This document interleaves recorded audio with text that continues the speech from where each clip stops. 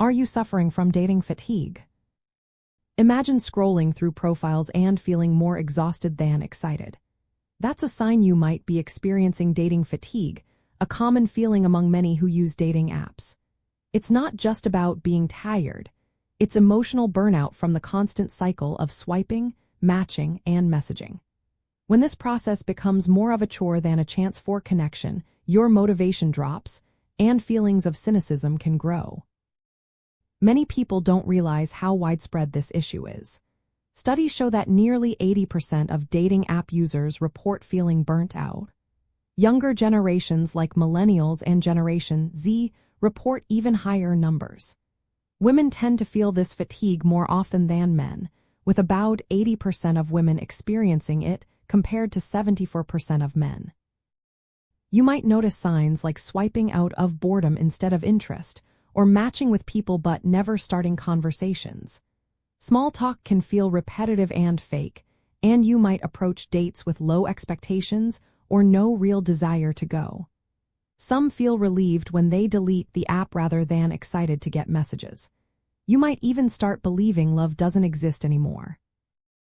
Other warning signs include dreading logging in, feeling guilty for not using the app, or thinking every new match is a disappointment. You might stay in connections that don't match your values just to avoid starting over. Over time, you forget what you truly want and just go through the motions. Your brain isn't built to handle hundreds of potential partners at once. Swiping rapidly causes decision fatigue, making it harder to recognize good matches. Repeated ghosting or breadcrumbing wears down your emotional strength. The curated profiles and filtered images make you feel like you are auditioning for love, not being accepted for who you are. This can lead to believing that vulnerability is a weakness and love is transactional. When you're tired, you overanalyze every message, tone, and emoji, which increases anxiety. Numbness can set in as you scroll through profiles without feeling inspired. You might entertain people who don't align with your values just because you're bored or lonely. Irritability can grow even with kind messages, and you may get stuck in conversations that never lead anywhere. Taking a break from dating apps doesn't mean giving up on love.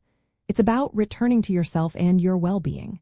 Limit yourself to one or two apps instead of many. Set specific times for checking messages and avoid constant scrolling. Regularly step away from the apps to prevent burnout. Use filters to focus on what matters most to you and read profiles carefully instead of rushing through them. Before opening an app, decide what you are looking for. Notice how different platforms make you feel. Some apps are more intentional and less overwhelming. Consider meeting people offline when possible. Real connections happen face-to-face, not just through screens. Remember, dating should be fun and energizing. When you notice signs of fatigue, taking a step back is a smart move. It's not failure, it's self-care. Protect your boundaries, prioritize your mental health, and trust that the right connection will come when you're ready.